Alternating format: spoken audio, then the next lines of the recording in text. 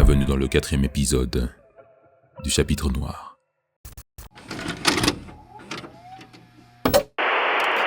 Le chapitre noir ? Ah, ce nom te dit quelque chose ? C'est un document secret. En fait, il est conservé dans les archives du monde des esprits. Les hommes ont perpétré un nombre incalculable de crimes au cours de l'histoire. Des meurtres sanguinaires aux plus atroces des tortures. Tout y est soigneusement compilé. 10 000 heures de programme. 長太郎さんの言ってたことは本当だ。この町には何かがある。得体の知れない何かがあると感じる。この森王朝に何か良くないことが。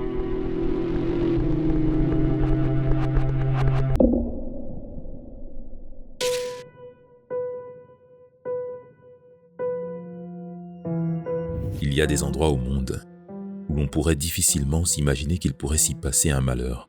Des villes si bienveillantes, rythmées par les routines que l'on connaît bien, les étudiants qui foulent le pavé de l'école, les travailleurs qui s'agitent au son des allées et venues des transports, les facteurs qui voguent à leur ronde matinale, un quotidien si bien cadencé, organisé, que la radio matinale devient leur seul regard sur le monde. Ici, quand le malheur frappe, l'habitant du coin se dit sûrement que, de toute façon, ça ne peut pas m'arriver à moi. Et pourtant, en ces lieux, le mal rôde. À pas de loup, le territoire dans lequel il se situe est une petite ville côtière du Japon nommée Morio.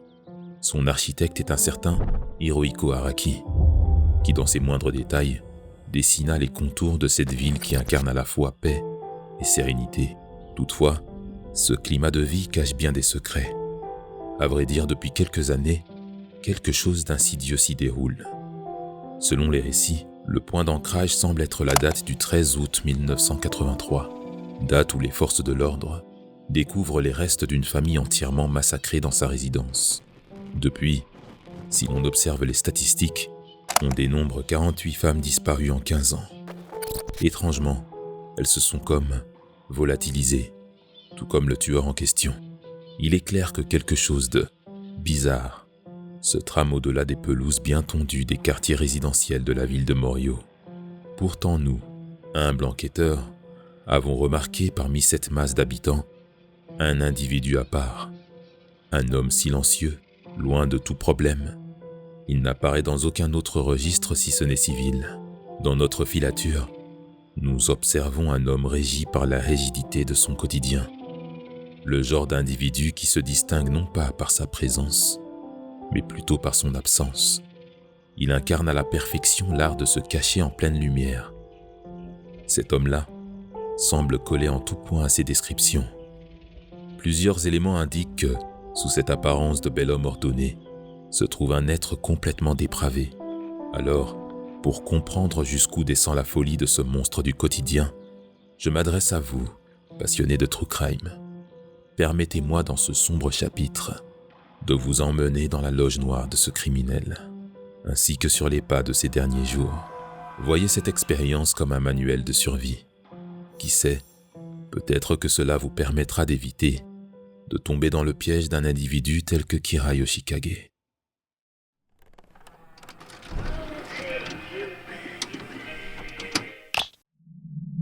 Je me demande selon quels critères tu divises les gens entre le bien et le mal.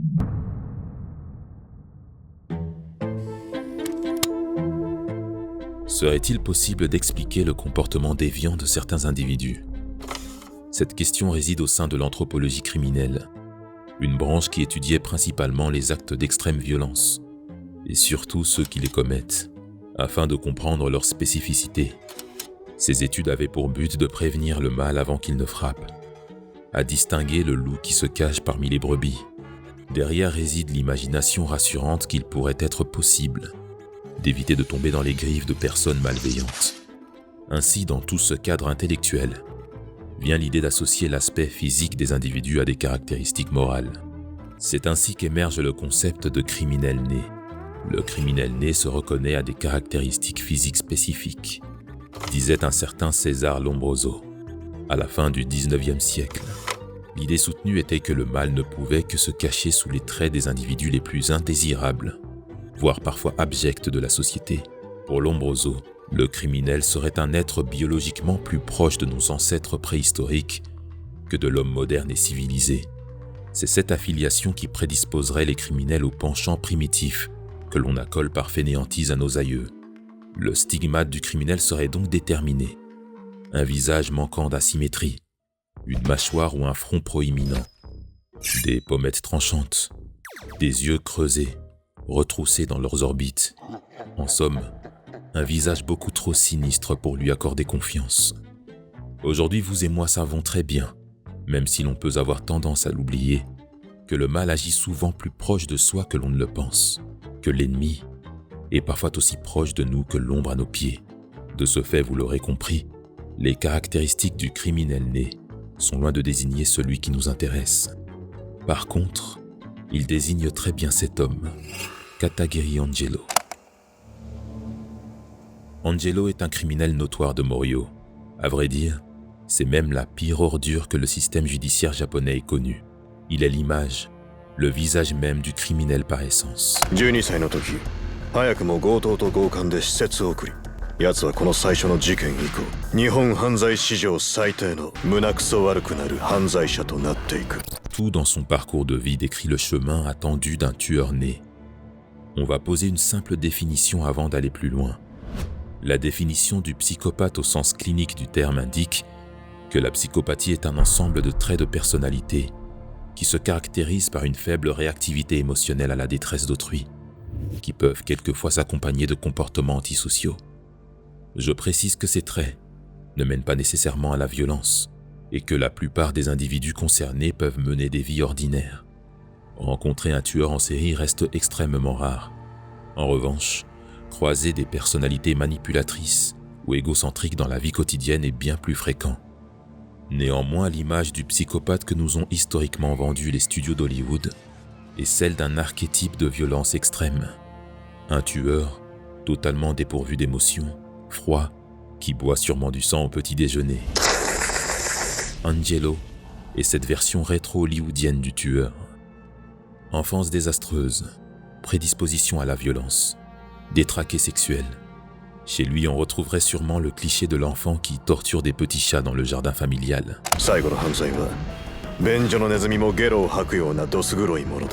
Son quotidien est rythmé par des allers-retours en prison, le milieu carcéral étant devenu son lieu de résidence. Son allure exprime la vision déterministe du crime théorisé par Lombroso, le danger qui nous donne l'envie de changer de trottoir à sa vue. Son introduction ne se résume qu'en 3 actes, et en si peu de temps, nous avons déjà un portrait grossier du mal qui lorgne dans le coin. Le mal visible, que le stand de Joseph n'a eu aucun mal à identifier. Et c'est justement cet aspect sans subtilité qui nous est présenté en premier, car il contraste parfaitement face à l'image de Yoshikage Kira, qui lui, malgré son aura lugubre, n'a pas été repéré par Joseph et Jotaro. Angelo incarne notre attente de ce que devrait être une mauvaise personne, renforçant davantage le côté banal de l'homme au costume violacé. Il est évident que le propos était de faire jouer 2 facettes d'une même pièce. Car l'homme qui nous intéresse vraiment n'a de prime abord rien d'un tueur en série. À vrai dire, toute son existence baigne dans l'absence de relief, de spécificité marquante, tellement ordinaire que l'on peut l'apercevoir plusieurs fois traversant les recoins de Morio, avant même qu'il n'entre en action. Kira Yoshikage, 33 ans. Il vient au monde le 30 janvier 1966. Ici, pas de petits animaux torturés ou d'autres signes pouvant indiquer une déviance naissante. Rien, mis à part une enfance des plus banales. Son noyau nucléaire se compose d'une mère que l'on décrit comme autoritaire et surprotectrice, si bien que son père préfère feindre l'ignorance sur les penchants de contrôle de cette dernière. À l'école, Kira ne se distingue jamais. Il brille par son insignifiance. Émotionnellement, c'est un garçon qui ne laisse rien transparaître de façon flagrante, aussi terne que le mur blanc d'une salle d'attente. Si l'on reprend le dossier Angelo, ce dernier affichait un quotient intellectuel de 160. Encore une fois, cliché du tueur sanguinaire à l'intellect hors du commun. Mais bon, si l'on part de ce fait, on peut aisément considérer Kira comme un homme particulièrement malin.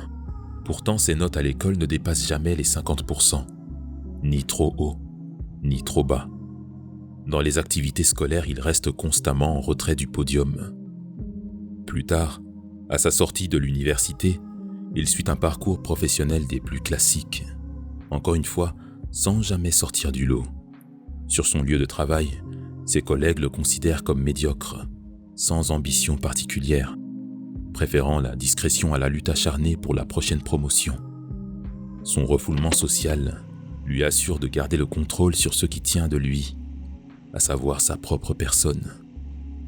Il est très différent, par exemple, d'un Patrick Bateman dans American Psycho, qui évolue avec le désir de s'élever au-dessus de ses pairs, de faire partie de l'élite, de déguster les plus beaux mets accompagnés des plus belles musiques. Son aptitude de caméléon n'est utilisée que pour se mettre en lumière, pour qu'on le remarque, malgré sa superficialité. Donut. Durant mon adolescence, il y avait aussi cette autre série nommée Dexter. Ce personnage, lui aussi, était un de ces tueurs qui cherchent à se fondre dans la masse, en s'attirant la sympathie d'autrui, par de petites attentions, ces choses que l'on fait pour abaisser les boucliers, pour que l'on pense malgré tout, c'est un chic type ce garçon. Kira est à l'extrémité de tout ce que je pensais pouvoir reconnaître chez ces tueurs. On note aussi chez lui un sévère trouble obsessionnel compulsif, qui influence tout son quotidien, aussi ordonné que le mécanisme d'une horloge suisse. Il suit par conséquent une routine rigide, que ses rituels de contrôle canalisent en partie. La restriction guide son existence à un niveau pathologique. Quand on l'observe, on ressent ce profond malaise bien connu, qui nous pousse à nous méfier des individus trop propres sur eux, maniaques sur les bords. Ceci dit, son désir scrupuleux pour l'anonymat cache en sous-texte des inclinaisons bien particulières. Comme si depuis sa tendre enfance, Kira agissait de façon consciente et méthodique, afin de tenir éloigné chaque regard observateur de son jardin intime. Dans ce jardin réside un tableau qui détonne, le portrait de la Joconde et de ses mains.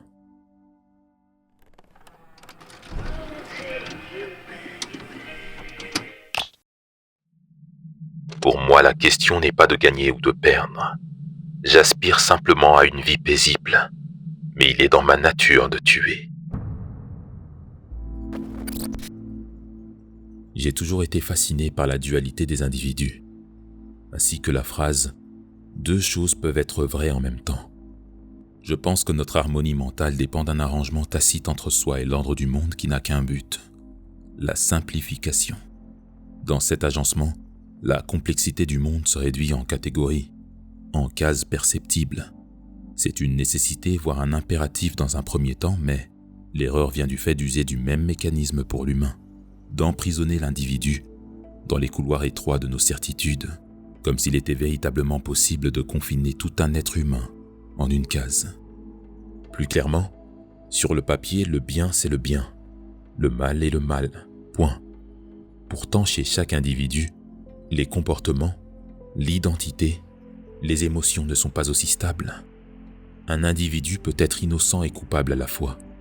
Il peut être sincère et trompeur, avoir le cœur sur la main, tout en tenant le poignard dans la patte opposée.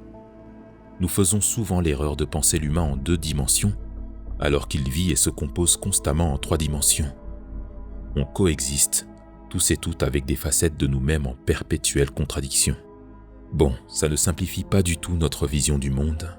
Ceci dit, cela nous offre déjà une piste pour comprendre quelqu'un comme Kira, lui qui dit vouloir vivre une vie paisible, tout en s'adonnant à des pulsions délirantes. Mais avant toute chose, revenons un instant sur la Joconde. Kira, dans sa jeunesse modeste, se prend d'adoration macabre pour un élément du célèbre tableau, ses mains. Les archives indiquent qu'à leur vue, Kira sentit une excitation morbide monter en lui, scellant en définitive son fétichisme des mains. Dire que ce fétichisme seul le fit passer à l'acte serait réducteur. Mais on peut s'imaginer que pour un être qui n'a jamais laissé un iota d'individualité couler de sa carapace, passer son temps à couper des mains des magazines, les sélectionner de façon obsessionnelle, a fini par cimenter quelque chose de sinistre. Un passager noir, tel que décrit dans la série Dexter. I just know there's something dark in me. I hide it. certainly don't talk about it, but it's there. Always. Ce type de transfert est présent dans certains profils tels que celui de Kira et d'autres tueurs bien connus de notre dimension. Par exemple, Dennis Rader ou Ted Bundy, pour ne citer que les plus proches du personnage. Ils brillent par la construction d'un dôme d'illusion de normalité. La façon dont ils arrivent à consolider un mode de vie social qui n'éveille aucun soupçon, à des actes guidés par leur pulsion meurtrière lorsque le masque de normalité se fissure. En me guidant grâce aux écrits des criminologues, il est à noter que, pour certains profils de tueurs, les pulsions peuvent naître de l'accumulation. À force de visualiser l'objet du fantasme, le fétiche devient de plus en plus détaillé. Sa forme se dessine méticuleusement dans l'esprit de l'individu. Chaque plongée dans ses sombres lignes fusionne son être à ses marques obscures, comme une ombre qui s'épaissit, s'élargit, tapissant chaque paroi de son inconscient. Vient un moment où la peinture noirâtre de la loge de l'esprit s'effrite. Le degré d'exaltation décroît. Le fantasme se frustre de n'être qu'imagination, car il en demande toujours plus de sensations, plus de stimulation. Chaque plongée dans le morbide normalise ses états d'âme, détruit les mécanismes de l'empathie, de la culpabilité et des normes morales, jusqu'au moment où l'obsession finit de faire basculer ce qui était de l'ordre de l'imaginaire vers le réel. Et ainsi vient le premier acte. 13 août 1983.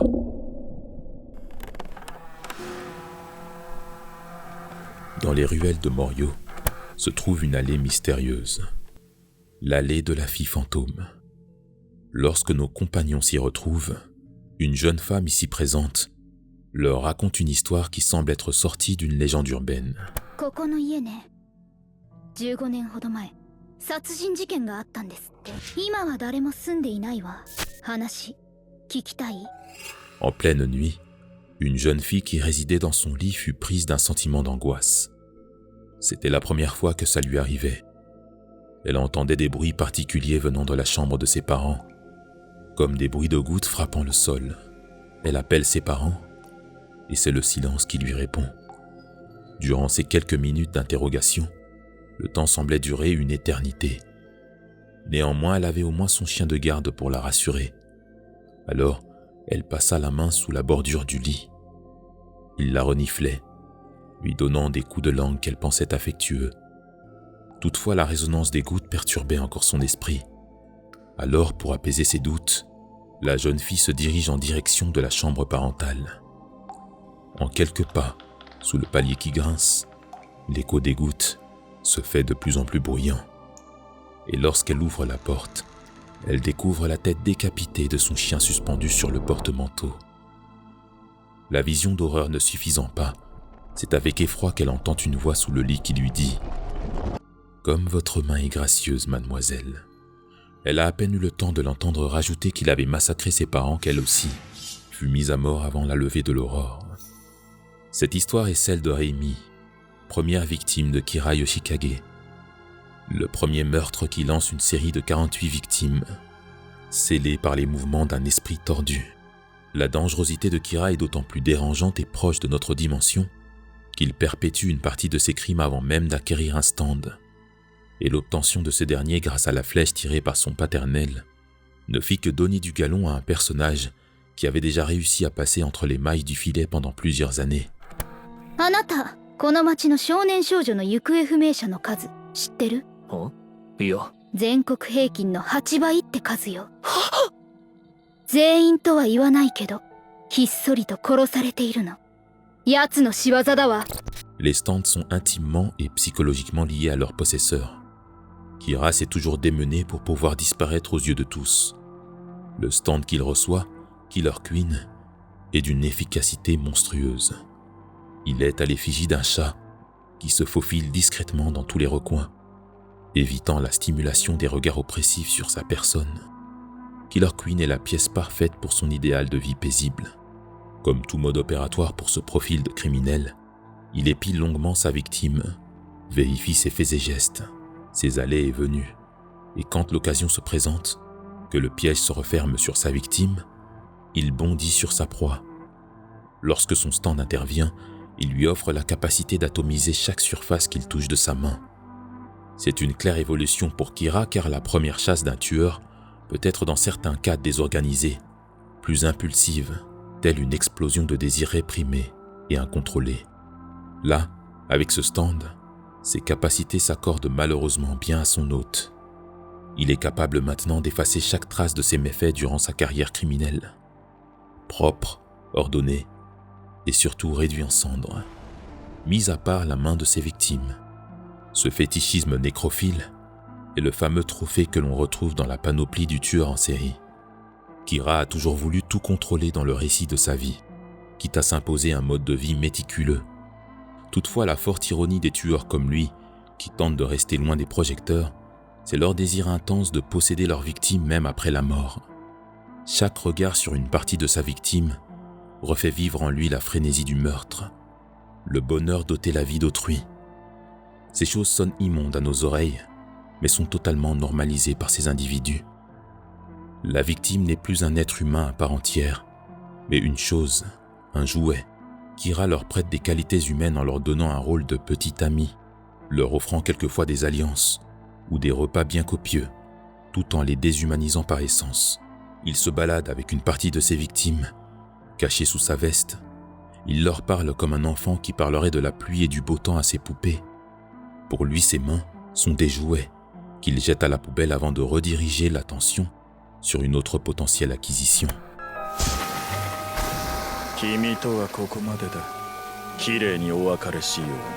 Quand ses pulsions bestiales émergent, Kira ressent la pousse de ses ongles avec la même ardeur que les griffes d'un prédateur. Plus ils prennent en longueur, plus ses pulsions prennent de l'ampleur. Dark passenger.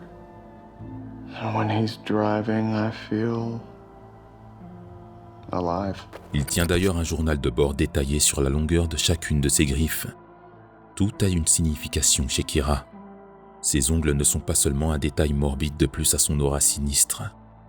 Ils sont les composantes d'un journal intime, le symbole malaisant de ce que représente Kira. Un homme qui observe ses pulsions à la loupe, les mesure au millimètre près. Il les classe, les archive, les documente, comme pour y imposer sa volonté de maîtrise et de contrôle perpétuel sur son être. Deux choses peuvent être vraies en même temps, et la vérité n'est quelquefois qu'une histoire de perspective. Kira est dans l'esprit de certains un homme quelconque qui ne fait pas de vagues, une personne distante mais courtoise. Mais son vrai visage est celui d'un véritable psychopathe à l'extrême de ce spectre. Si le caractère c'est ce que l'on est dans l'obscurité, alors voici la vraie personnalité de Kira. Deux entités qui cohabitent au sein d'une même enveloppe, chacune ayant une influence sur l'autre. Tout son quotidien ne sert qu'à apaiser la bête qui réside en lui. Son souhait le plus fort, c'est de pouvoir se montrer tel qu'il le voudrait dans un monde dominé par des codes qui le restreignent. Se mettre à nu, tel que l'ont vu ses 48 victimes.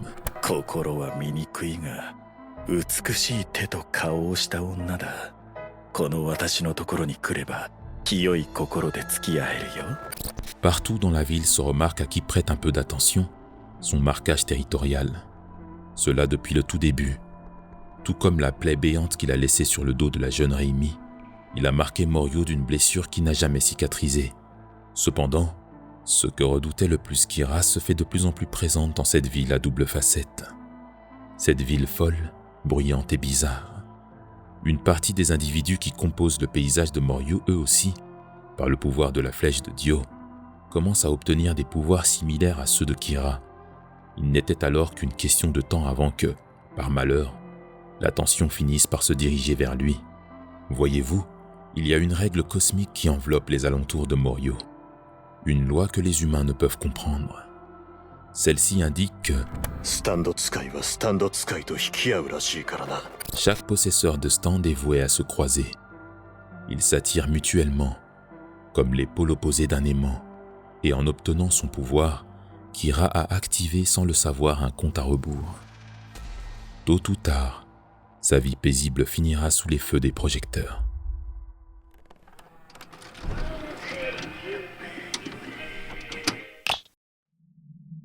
Tout semble aller de travers depuis quelque temps. La chance m'aurait-elle abandonné? Il y a une expression qui dit « tel est pris qui croyait prendre ». Cette dernière, ironiquement, incarne bien la vie de ceux qui pensaient vivre éternellement au-dessus des lois. Ces tueurs en série que nous avions mentionnés, Ted Bundy, Dennis Rader, des détraqués qui pendant des années vivaient des hurlements étouffés de leurs victimes et de leurs proches. Pourtant, le même Ted Bundy n'avait rien d'un super vilain. Il a largement bénéficié de l'incompétence des forces de l'ordre. Dennis Rader, lui, s'est fait coincer parce qu'il était peu éduqué aux outils numériques. Pourtant, autrefois, il narguait la société, d'avoir fait naître des monstres assumés qu'elle serait incapable de maîtriser. Dans la culture populaire, on les peint régulièrement comme des génies du mal, ceux qui échappent à la déesse justice. Toutefois, ils ne sont qu'en vérité que des figures fantasmées par les fanfaronnades des médias et leur nature sensationnaliste. La réalité est moins glamour. Et le comble pour ces génies maléfiques, c'est qu'ils causent bien souvent leur propre chute. 私は常に心の平穏を願って生きてる人間ということを説明しているのだよ。勝ち負けにこだわったり、頭を抱えるようなトラブルとか、夜も眠れないといった敵を作らないというのが私の社会に対する姿勢であり、それが自分の幸福だということを知っている。C'est au 21e acte du récit que nous suivons les traces de Kira. Sa vie jusqu'alors si bien ordonnée commence à cet instant à prendre un tournant sinueux, à la suite de plusieurs erreurs que je décompte au nombre de 3. Cependant, j'en ajouterai une 4e d'un différent type que nous aborderons plus tard. Avoir échappé aux sirènes de la justice pendant 15 ans a produit et alimenté dans l'esprit de Kira 2 choses. Un excès de confiance, doublé d'une prudence amoindrie, une vigilance teintée d'arrogance, que l'on peut voir se manifester au moment où il expose de lui-même son trophée à la lumière du jour, ou lorsqu'il partage un repas en pleine nature, encore accompagné de sa compagne. Pour lui qui vivait jusqu'à ce jour dans l'ombre, ce relâchement dans sa période d'euphorie le mène directement face à des conséquences inattendues. Et vous savez maintenant à quel point l'inattendu pour Kira est synonyme de sommeil perturbé. L'imprévisible pour lui se nomme Shigeshi. C'est le fruit d'un malheureux hasard. Mais c'est surtout la première erreur de Kira. Il le dit lui-même.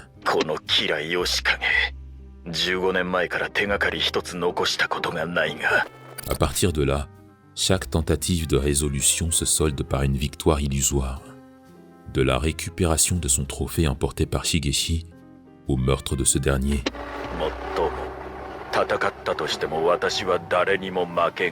Et le problème avec Kira, c'est qu'il se croit véritablement protégé par une sorte de chance qui défie la raison, une entité invisible qui protège son mode de vie atypique, loin des sirènes de la police et d'autrui. Une personne un tant soit peu lucide se remet toujours en question. J'aurais dû faire ci, j'aurais dû faire ça. Mais quand on réfléchit comme Kira, l'idée d'avoir pu commettre ne serait-ce qu'une erreur ne lui vient même pas à l'esprit. Cela reviendrait à écorcher son ego surdimensionné. Cette assurance qu'il arbore lorsqu'aucun regard ne se porte sur lui se révèle dans toute sa violence et son sadisme. Lorsqu'il joue avec sa proie, Shigeshi n'est pas son ennemi en tant que personne, mais en tant que problème à éliminer.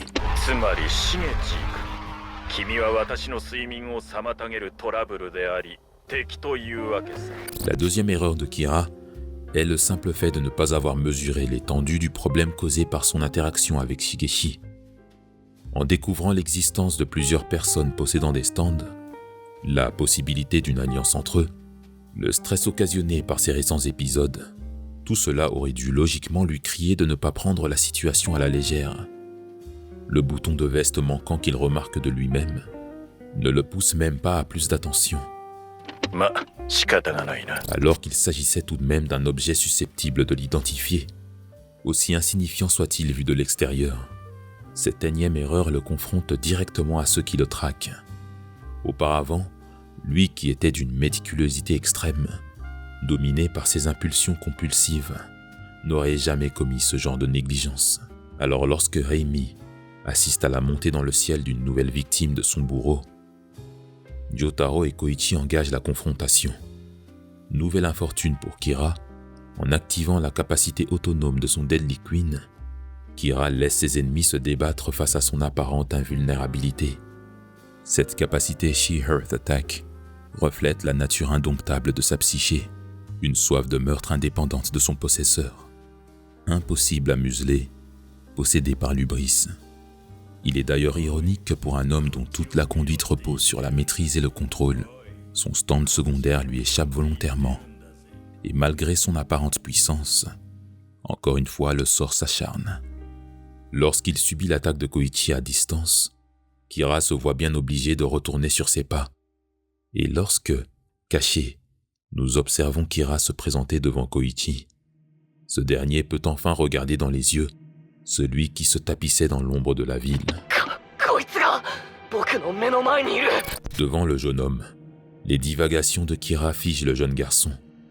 Il y a quelque chose de dérangeant, une aisance mal placée, insolente, de voir un homme qui s'apprête à tuer, délivrer des réflexions qui ne viendraient même pas à l'esprit d'une personne psychologiquement fonctionnelle en situation de vie ou de mort.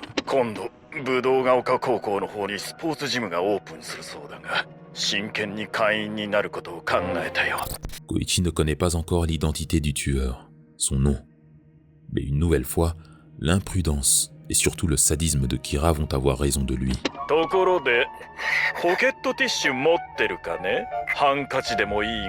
Même chose que pour Shigeshi, quand Kira met fin aux résistances de Koichi, avec une facilité écrasante, il regarde sa victime sangloter au sol, humilié, épuisé.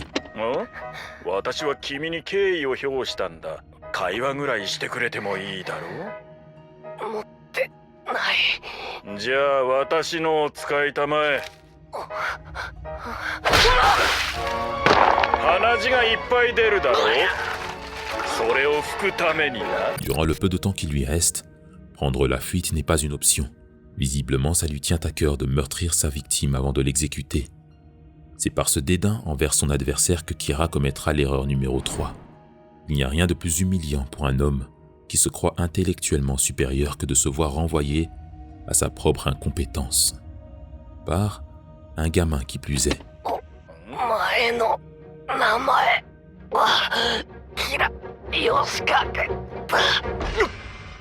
Devant Koichi qui le nargue, Kira perd le sang-froid qu'il arborait auparavant comme un vêtement. Koichi vaincu, il ne reste que 1 minute avant l'arrivée des renforts. Auparavant, il aurait pris ses jambes à son cou sans hésiter, au vu de son dégoût pour la confrontation physique. Mais dans son esprit, même devant cette urgence, les murmures obstinés, tapis dans la loge noire de son esprit, deviennent de plus en plus bruyants. Kira, devant un Shigeshi apeuré, disait qu'en cas de confrontation, il ne perdrait jamais. Devant Koichi affaibli, il affichait un visage arrogant et intrépide. Et face à Jotaro qui reprend vie, il prend très vite conscience du gouffre qui le sépare du vétéran. Josuke et Okoyasu arrivent sur les lieux, avec 3 corps inanimés répandus sur le sol. Quand Josuke s'approche de Kira, ce dernier laisse tomber la façade de l'arrogance pour adopter le jeu d'un homme saisi de panique.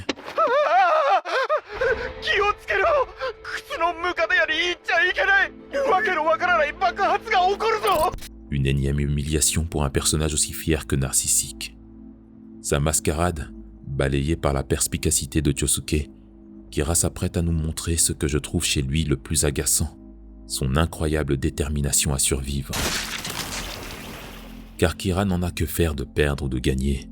Son but est de survivre, comme il le fait depuis le premier meurtre.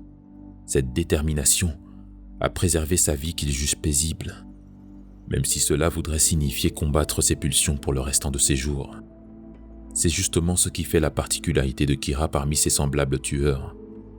Leur manière hors du commun de normaliser leurs dérives. Que le meurtre, la torture puisse être quelque chose d'aussi normal que de s'abreuver d'eau. Le marquis de Sade théorisait l'absence de toute limite morale dans la nature humaine. Il écrivait « Tout ce qui est dans la nature est permis ». Pour Kira, tuer ne demande pas plus de justification que cela. Après cet enchaînement de mauvaises postures, d'erreurs et de relâchements, Kira est bien obligé d'admettre que son identité si protégée est désormais connue de ses adversaires, mais aussi, comme pour un dernier clou sur le cercueil, de ses propres collègues. Pourtant, Acculé, son mode de vie menacé, c'est un moment d'opportunisme qui lui permet de se jouer de ses poursuivants. Faute d'attention de nos héros, Kira profite du chaos pour s'enfuir à travers la foule. Le tueur démasqué retourne dissimulé parmi les visibles, arborant maintenant un nouveau masque. La déesse de la chance lui sourit encore une fois. Néanmoins, une quatrième erreur commence en parallèle à se mettre sournoisement en place. Car il y a bien une chose qu'un psychopathe aussi violent ne peut réfréner indéfiniment. Ce sont ses pulsions.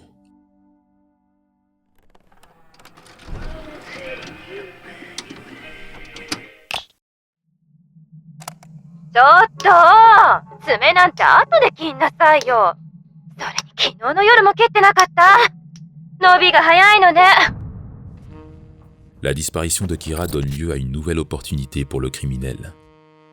Un nouveau jeu de rôle.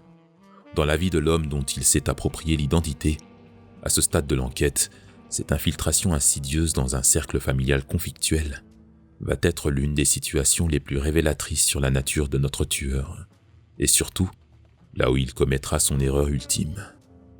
Celui dont Kira Yoshikage a volé la vie est décrit par sa femme comme un homme ennuyeux, bien perçu par ses camarades, fréquentant une université prestigieuse. On louait son calme et son intelligence, qu'on attribuait à un caractère admirable. Sa femme, Shinobu, l'avait toujours trouvé quelque peu insipide. Malgré cela, mue par le désir de s'élever socialement, elle et Kawajiri finissent par sceller leur union. Le temps a fini par faire naître en Shinobu une frustration silencieuse, celle d'avoir lié sa vie à un homme aussi passif qu'un courant d'air, qui n'ose jamais le ton, ne pose aucune limite. Pourtant, tout cela commence à changer quand l'homme dissimulé fait son entrée.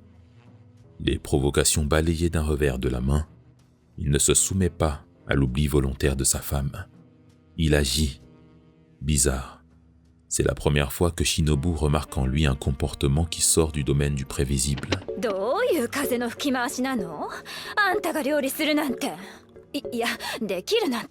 Cette attitude qui aurait pu effrayer la jeune mère eut l'effet contraire. Il lui est logiquement impossible de se dire « Mon mari s'est fait tuer et remplacé par un tueur en série ». Alors pour elle, ce changement a tout l'air positif. Cependant pour leur jeune garçon, son cœur lui dit tout le contraire. L'esprit de Kira tourne désormais à plein régime. Fuir n'est pas une option. Au contraire, cela serait une défaite. À l'instant, sa situation est l'unique moyen pour lui de conserver son mode de vie. Et en faisant ce choix, il comprend aussi que cette vie temporaire est la seule et unique échappatoire à ses problèmes, à condition qu'il canalise ses émois intérieurs. Si on y réfléchit, sa vie était jusqu'alors marquée de routines et de rituels, d'un contexte propice à la retenue, où son addiction au meurtre était réglementée. Là, il arrive dans un contexte complètement différent, et en même temps, une situation qui aurait pu lui fournir la couverture la plus idéale. Certains tueurs en série étaient des hommes mariés, des pères de famille, et il faut prendre la mesure de l'énormité de savoir qu'une personne puisse embrasser sa moitié sur le front, conter une histoire à son enfant au chevet du lit, et sortir du foyer commettre des atrocités d'une violence inimaginable. Alors oui, cette nouvelle normalité était en apparence la plus avantageuse pour Kira, pour se dissimuler. La question la plus intéressante ici est donc, peut-on véritablement cacher sa vraie nature quand les vices sont aussi dévorants? Là, on entre encore dans le champ de la psychopathie. Alors si je me fie à ce que nous disent les experts, la rechute est inévitable, d'autant plus lorsque l'individu est déjà passé à l'acte. Par conséquent, la restriction de ses pulsions n'est que temporaire. Kira, comme nous l'avions noté plus tôt, a passé sa vie à nourrir des fantasmes déviants, des scénarios mentaux qui se répétaient inlassablement, comme un film qui tourne en boucle dans son esprit. Dedans, il a toujours été le protagoniste principal. Alors quand il voit des jeunes femmes à travers la fenêtre de son antre, les griffes de Kira poussent à vue d'œil, tout comme les fantasmes tordus qui se jouent dans son esprit. くそ、あの女にこのキラヨシカゲの本性を打ち明けてやりたい。この心の底を聞いてもらいたい。お前のその細い首をこの手で絞め殺してみたいってことをな。Quand Shinobu se dénude, c'est la noirceur intérieure du tueur qui peine à se contenir. Lui montrer Kira Yoshikage à cet instant lui brûle les entrailles. この女に心を打ち明けろ。自分の本性を見せてやれ。キラヨシカゲ。 Et pendant sa bataille intérieure, c'est Hayato qui observe les troubles et incohérences de celui qui était son père. Il le scrute jour et nuit, et ce ne sont pas les doutes de Kira à son égard qui le retiennent. De l'autre côté, Reimi mène au tracker sur la piste du tueur en série. Tout semble s'actionner en sous-texte, au détriment des nuits de sommeil paisibles de Kira. しまった。打ち明けるのはまずい。奴らにバレてしまう。 C'est au même moment que Kira s'apprête à commettre l'erreur fatale. La 4e erreur. Cette erreur n'est pas une faute de négligence aussi concrète que celles qui ont précédé. Là, il s'agit d'une erreur inhérente à son caractère, sa nature profonde. よく手入れされた自慢の髪を指でかき上げる女。命拾いしたら、今は選ぶのを抑えてやる。 Un prédateur, même domestiqué, reste un animal dominé par ses instincts primaires. Agiter un peu trop longtemps le drapeau rouge, et la comédie prend fin. Lorsqu'il rencontre ce malheureux couple dans le métro, chaque remarque cause en lui irritation et frustration. La loge noire arrive à saturation. Il agit alors par impulsion, comme le miroir de son premier meurtre, quand la soif de sang s'empare de tout son être. Quand il arrive devant le couple, il se débarrasse rapidement de l'obstacle qui se présente devant lui, se tenant dorénavant devant sa victime. Comme auparavant, il reprend le rôle de son film fantasmé. こんなに伸びている。自分の爪が伸びるのを止められる人間がいるだろうか。いない。 Les freins sociaux s'évaporent. Il redevient Kira Yoshikage. 君の名前はと聞いたんだがね。私の彼を一体。質問を質問で返すな。疑問文には疑問文で答えろと学校で教えているのか。 L'adrénaline se mêle à l'excitation, qui lui commande de se jouer de sa proie. 美奈子さん、一つちょっとお願いがあるんだ。このダサい爪切りで私の伸びた爪を切ってほしいんだ。 La logique pour une personne normale serait de penser que Kira agit par colère de leur dernière interaction, mais il n'en est rien. Il s'agit ni plus ni moins d'un hobby. Alors sa victime s'évapore dans le silence, comme si plus rien n'avait d'importance hormis ce moment intime. Les retrouvailles entre un chasseur et son trophée, après une période d'abstinence. Il semble que Kira ait été, depuis sa première erreur, son propre et pire ennemi. Et c'est bien ce dernier faux pas qui marque la fin du spectacle.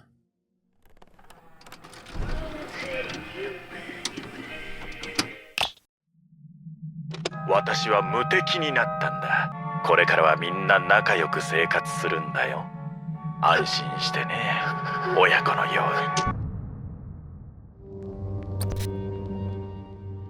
Il existe une nouvelle intitulée The Father Thing, écrite par Philip K. Dick. Dans ce récit, un petit garçon commence à remarquer chez son père des changements étranges. Quelque chose dans le regard, les intonations de sa voix, des micro-signaux qui sonnent la cloche d'alerte dans l'esprit de l'enfant. Dominé par l'angoisse, son intuition le force à observer son père du coin de l'œil, jusqu'à se rendre compte que derrière l'apparence de son père se cache l'inconnu, l'étranger.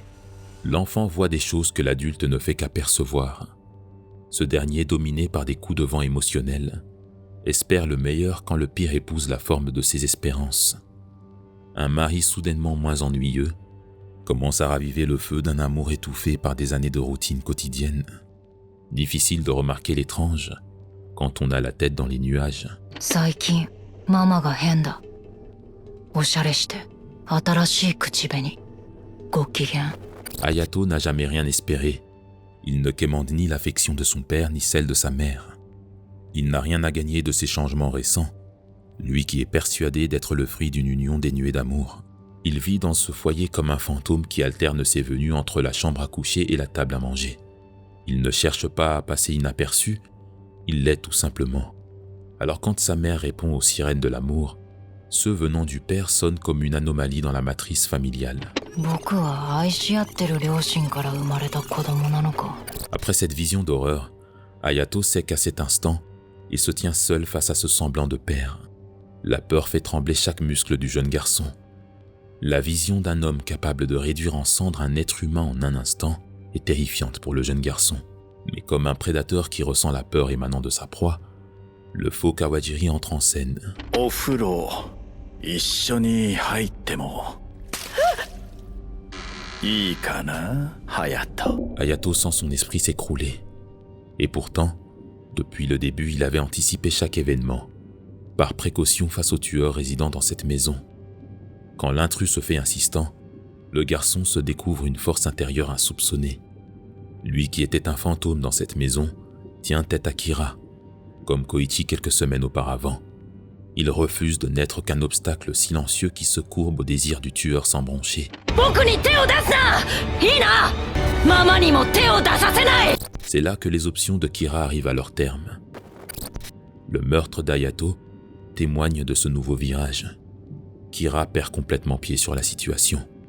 De toutes les perturbations qu'il a subies depuis le début de notre enquête, c'est la première fois qu'on le voit littéralement paniquer, régressant au stade d'un enfant qui se mordit les doigts avec anxiété. L'étau se resserre. L'une des influences les plus déterminantes dans la psyché de Kira est celle de son père. C'est lui qui laisse le monstre se développer, et cela même après s'être passé dans l'autre monde. J'avais mentionné plutôt que de son vivant, le père de Kira n'avait jamais pu ou su encadrer son fils comme il l'aurait voulu. Néanmoins, sa passivité faisait naître en lui une gêne qui se transformait à chaque regard d'évitement en profond regret. Il faut aussi noter que Kira est né de parents plutôt âgés, ce qui a forcément influencé le désir de repentir du patriarche. Ainsi, le père de Kira a assez tôt pris connaissance des penchants de son fils, sans jamais avoir tenté de lui faire entendre raison. La réflexion distordue du père justifie ses actes ainsi.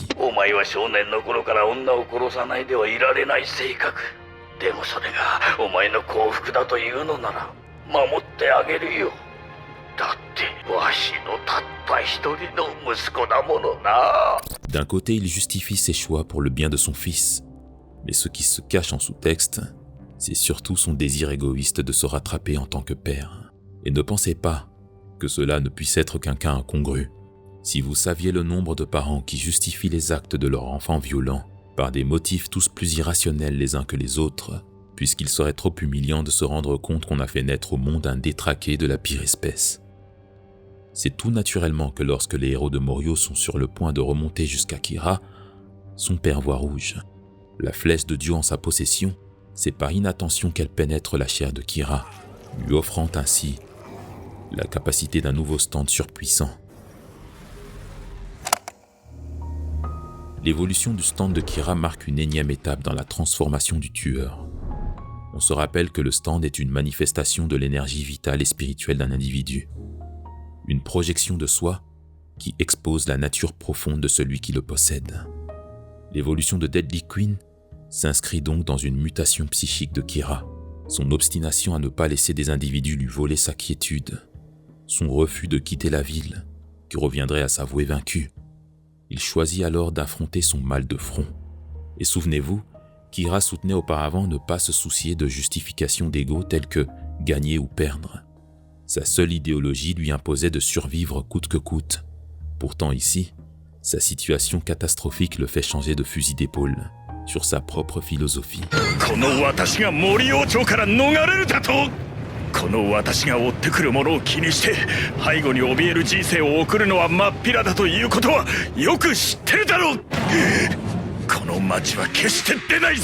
Son amour-propre tellement meurtri, piétiné, que ses agissements sont désormais tous mêlés de colère. C'est ce qui provoquera son déclin. La boucle temporelle qu'il crée grâce au nouveau pouvoir de son stand lui permet de temporiser sa chute en revenant 1 heure en arrière. Pendant un moment, on aurait pu croire que la chance lui souriait de nouveau. Kira, dorénavant, retrouve alors sa quiétude d'antan. Il change d'aspect comme un serpent en mue s'adaptant à son environnement. Son attitude affiche une confiance démesurée, une arrogance à son paroxysme. Il se permet même de révéler à Hayato sa véritable identité, marquant ainsi sa confiance absolue en sa victoire. やっぱり僕を殺す気か。殺す？私の秘密を知ったからかい？そんなことは必要ないよ。成長したんだからね。君がどこで誰に何をしようと、私は無敵になったんだ。 Son idéal d'une vie paisible redevient possible.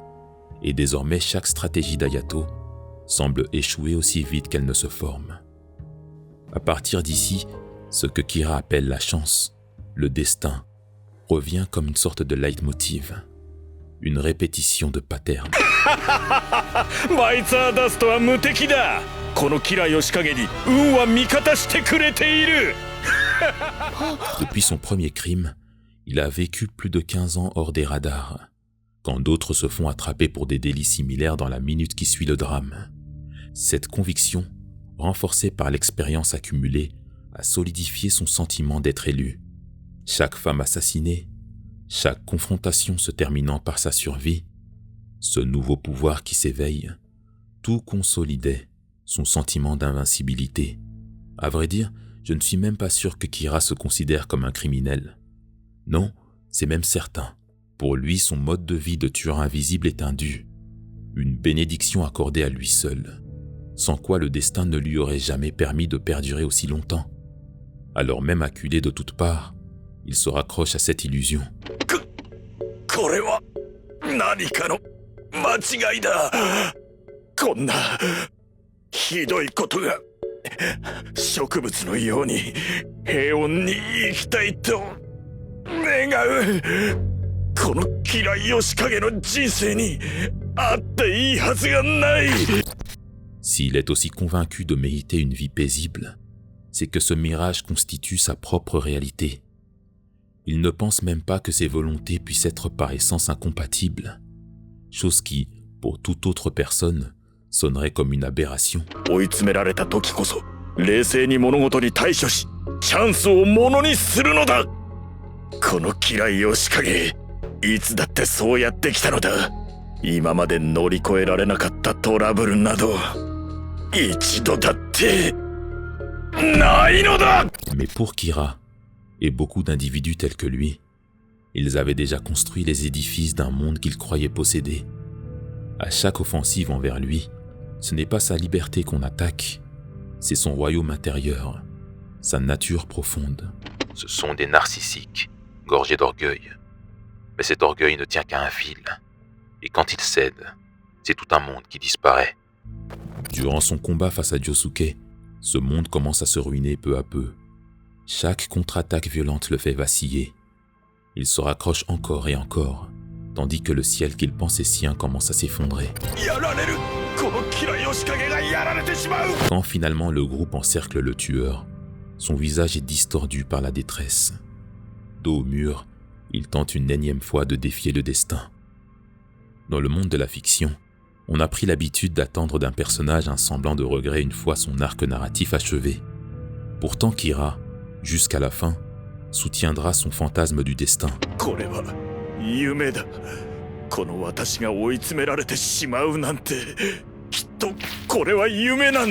Face à ses ennemis, celui qui a fait de la désillusion son manteau saisit la main de l'ambulancière venue à son secours, prêt à activer une nouvelle fois son pouvoir temporel, tentative qui échoue lamentablement.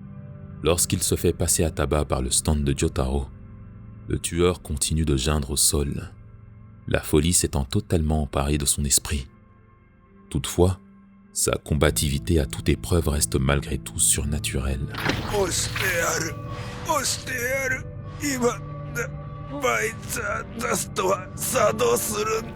La mort de Kira est alors une ultime humiliation, écrasé par mégarde par une ambulance à pleine vitesse. Le visage qu'il avait volé, arraché à travers les roues du véhicule. La chance a définitivement changé de camp. L'orgueil précède la chute. Voilà où son obstination l'a conduit.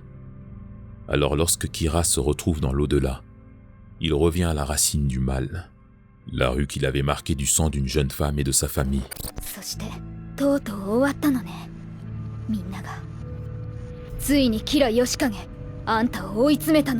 Face à Raimi, qui hantait ces lieux depuis 15 ans, il ne se souvient même pas d'elle. Mais elle, si. Elle a attendu sa chute depuis si longtemps. Cette manifestation fantomatique qui incarne chaque femme, chaque victime de la perversion incarnée par Kira et qui refusait le repos en sachant le monstre en liberté. C'est un cadeau que lui livre le monde des vivants. Kira, jusqu'à la fin, restera fidèle à lui-même. Un psychopathe sans égal, piégé une dernière fois par celle qu'il avait jadis considérée comme un simple jouet. C'est ironiquement par ses mains qu'il adorait tant chez ses victimes que Kira se fait finalement emporter dans le purgatoire des âmes. Puisse-t-il là-bas ne jamais reposer en paix.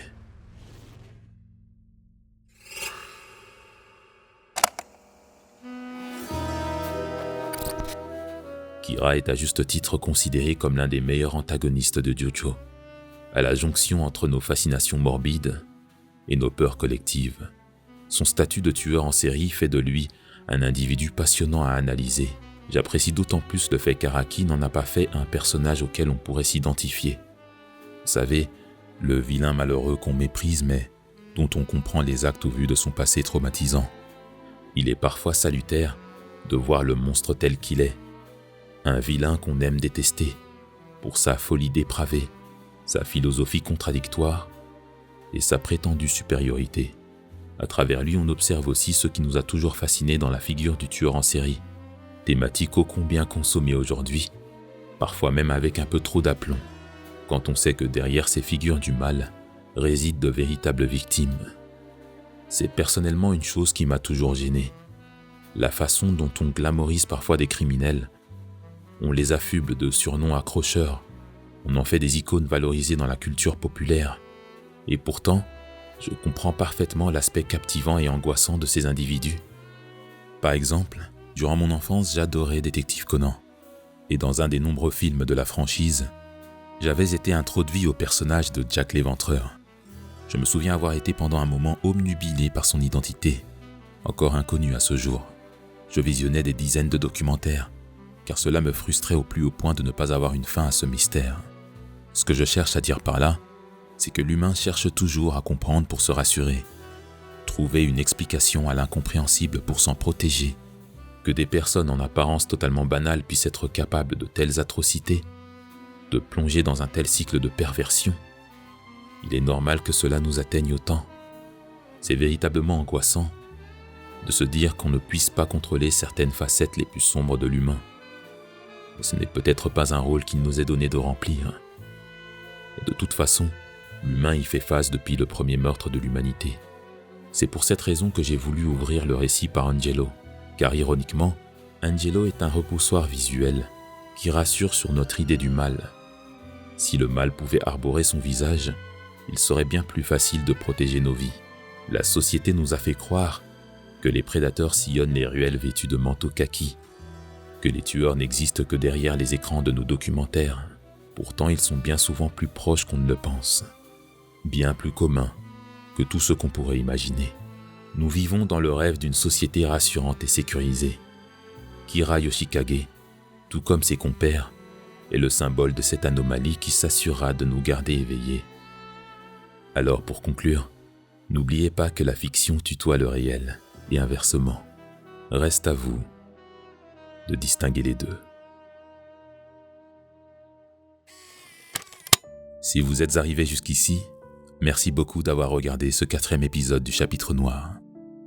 Le récit de Kira était difficile à exposer, tant il y avait de choses à dire sur ce personnage.